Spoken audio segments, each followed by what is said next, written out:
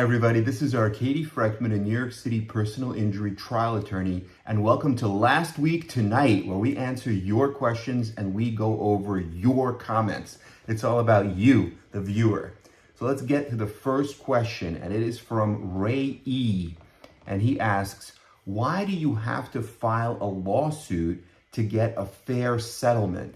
Why don't they just be fair? Yes, I mean, Ray, I hear you. Of course, if they would just be fair, if the insurance companies and these defendants would just be fair and offer fair and reasonable compensation for someone's injuries, then you wouldn't really need lawyers, then you wouldn't really need litigation, then you wouldn't have these waits of 5 years or more waiting, right? Fighting, going to court. It would be beautiful, but unfortunately, it's just not reality. They want to pay as little as possible. Sometimes they succeed, right? They tell people, don't get a lawyer, keep all the money for yourself, and then people try to settle cases on their own and just get a few $100s. They tell people, you may lose the case. They scare people, and then sometimes people do get lawyers, and the cases have issues, and the cases do get lost, statistically. So they fight to save their money. That's just the reality. So you do have to really file a lawsuit to get, reasonable compensation. I would say, unfortunately, that's just reality. Okay, let's go to the second question. I'm scanning here the questions. Let's see what we have here. Can you do a video of a low settlement story for brain injury and why I know ever settlement don't be high? Well, I don't really know any low settlement stories because most of the brain injury cases I've handled have resulted in relatively high amounts. Even when I was first getting started, right, as a young attorney back in 1999, I had a case where something fell from a 99-cent store onto a man's head, and the man was seriously injured. And I believe he had a brain injury, a mild traumatic brain injury. It was diagnosed by a PET scan, a color imaging of the brain. And I believe that case settled for about 400-something thousand. So I don't know if you consider that low. Maybe it was like 450. And then I had another one with a lady hit by a car in Manhattan. That one went for about 550,000. So those are probably like the lowest I've seen in my office, the lowest we've ever gotten for like a real brain injury. Now, of course, if someone is just complaining of like headaches, but they don't have any kind of medical evidence, it might settle for less. So it just depends on the proof. Okay, let's go to the next question. Can you explain how a lawsuit is settled when there are multiple defendants? For example, a slip and fall at a senior citizen housing building, owner, contractor, roofing company, building maintenance company are all being sued. Each is pointing the finger at the other for ownership of liability. How would you attempt to settle this given an MSC is scheduled in 2 months from now and a trial is scheduled 4 months away? Would you attempt to have all 4 parties split liability? Well, I think in order to answer that question, we really have to find out how the fall happened and who really is at fault, right? So if, for example, the fall happened because of a roof leak, maybe that roofing contractor is the one who should have fixed the roof but failed to do so. If they were negligent, then most of the liability would be on them. Now, if the defendants are all pointing fingers at each other, you have to ask your lawyer, look at the depositions. What has the evidence shown? What has discovery shown? Has your lawyer obtained discovery? I mean, they must have obtained discovery by now if the case is going to trial in a few months, right? And what have the depositions shown when you've questioned all of these defendants?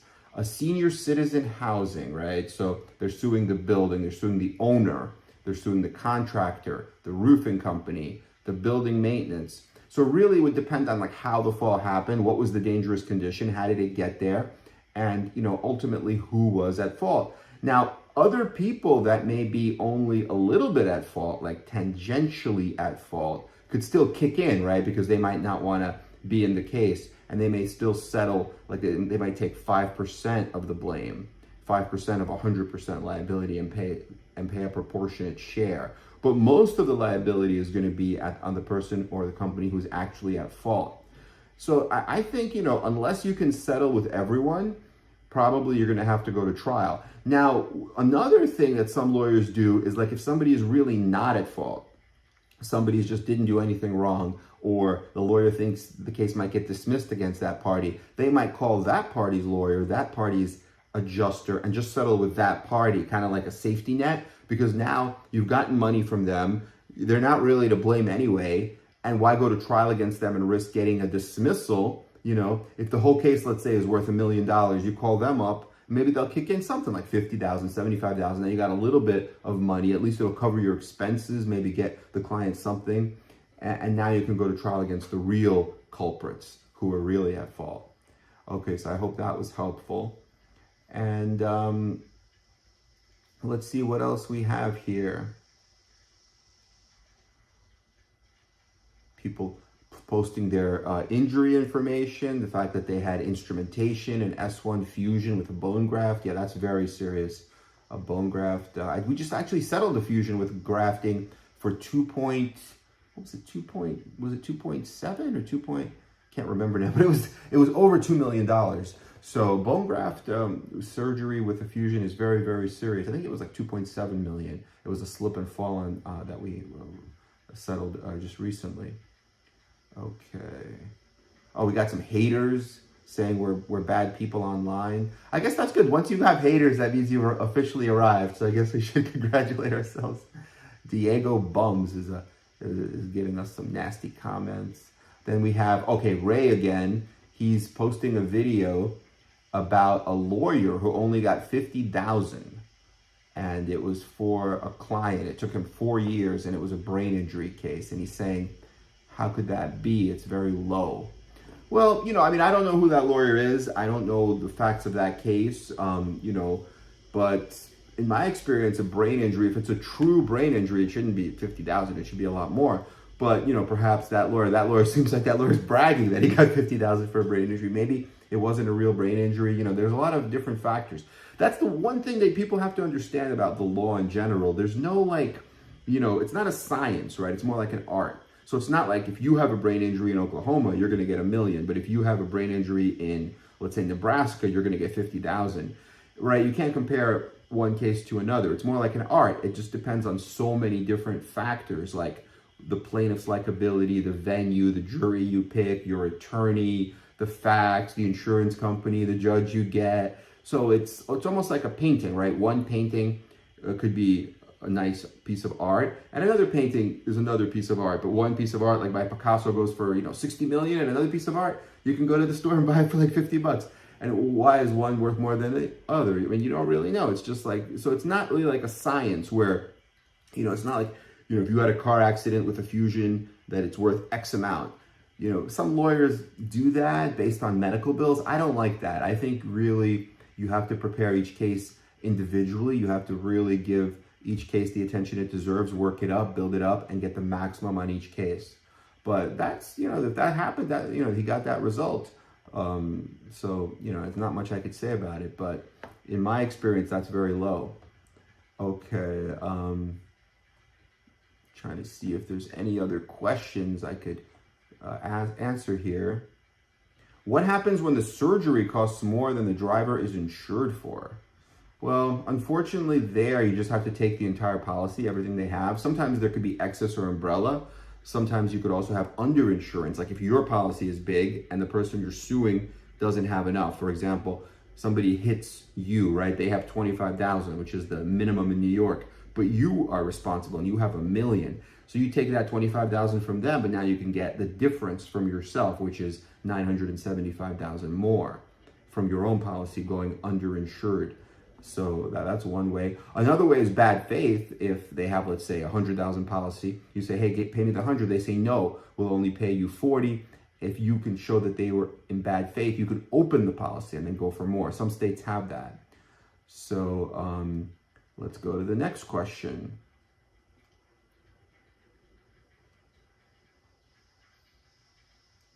Trying to see if there are any good questions we could post. How long did it take you to settle that case for $500,000? I had an ACL reconstruction and MCL repair, but my other knee is not the same. I'm going to get an MRI. Okay, I think they're talking about a case we had. We had a car crash case where somebody was rear-ended by a company van, and it settled when we were picking a jury. It actually settled for $575,000. I don't know if that's the one that they're talking about. It took about 2 or 3 years. And a big part of the wait is like after you put the case on the trial calendar, you're all done, right? You've done the legal work. It's just, if they had availability for a jury trial tomorrow, you would go to trial tomorrow, but they just don't, right? Because it's New York City, there's so many cases. So you just have to wait like a year or two for them to get you a trial. So that's not really, unfortunately, that's just reality. And it's just being in line, like being in line at the store. So that takes some time. But yeah, I remember that case. It was a really nice client too. It gave us a gift. I think he was a big baseball fan. He's a really nice guy. That was a few years ago. Okay, and then another question. How long did it take you to settle a $750,000 case? And that one, I believe, I think most cases take like a few years, to be honest. It usually takes about 1.5 years, 2 years. Sometimes it takes a little longer if the case gets a little complicated. And there's where cases really get held up is in discovery. Because if you're trying to get certain documents and the defendant don't want to give them to you, then you might have to make a motion. It might take the judge 6 months to rule on the motion. Then if you don't like the decision, you have to make an appeal. An appeal could take a year. So that really just delays everything, discovery. Or if the defendants are trying to get something from you and you are either not willing to give it or you're giving it, but they still want more. And so I think discovery is where cases get delayed, in addition to what we just mentioned about waiting on the trial calendar. So both of those are ways to get cases delayed. All right, let's see what other questions we have here.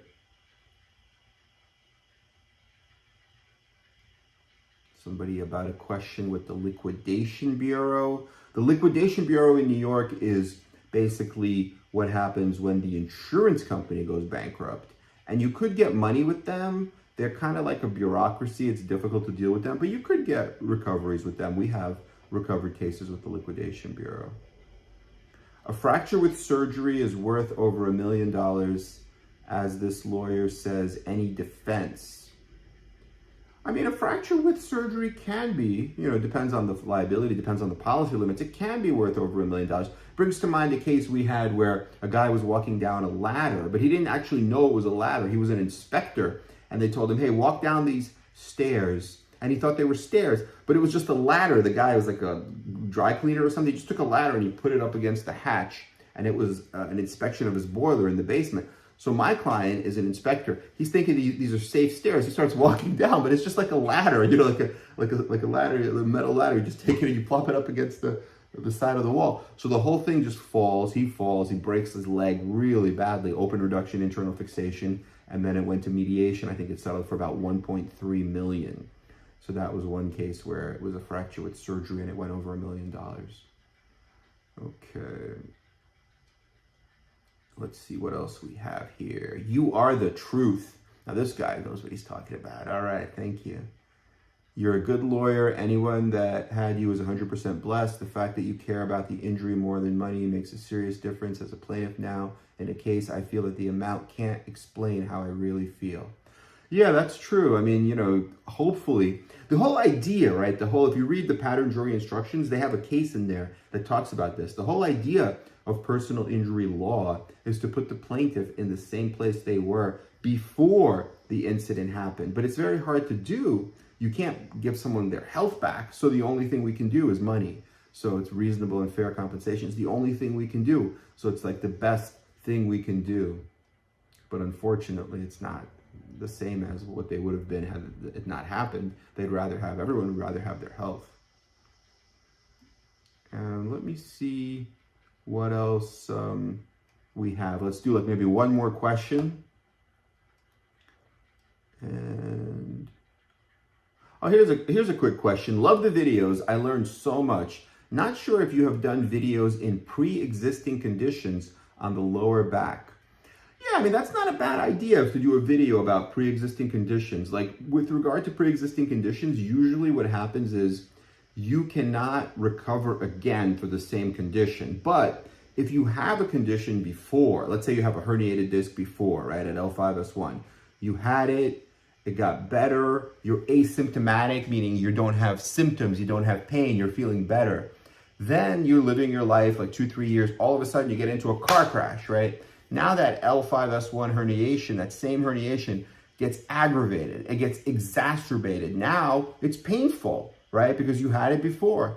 Well, the defendant takes their plaintiff as they find them. So some people might be super healthy, right? Like a bodybuilder, you hit them in the same crash, nothing happens, right?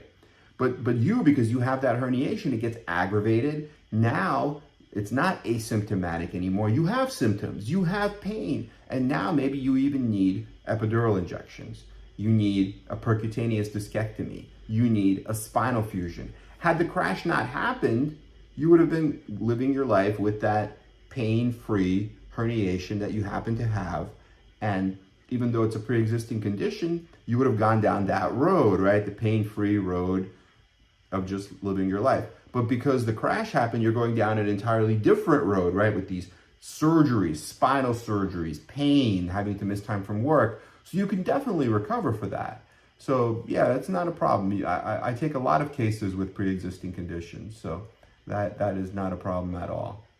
Okay, everyone, thank you so much for watching. Please like and subscribe to our channel. Let us know what questions you have. We are here for you. And we're going to do more videos answering your questions and your comments. We're also going to do more videos about topics. We have one coming up soon about spinal fusions, and we're going to do some more in our series where we talk about big verdicts. There was a verdict for $275 million on a toxic tort case. There was a verdict in a neighboring state, Connecticut, for $100 million on a warehouse injury with paraplegia. So we might do videos about those cases as well as other interesting trials and interesting cases. Okay, have a great day. Talk to you very soon, and we are here for you. Bye-bye.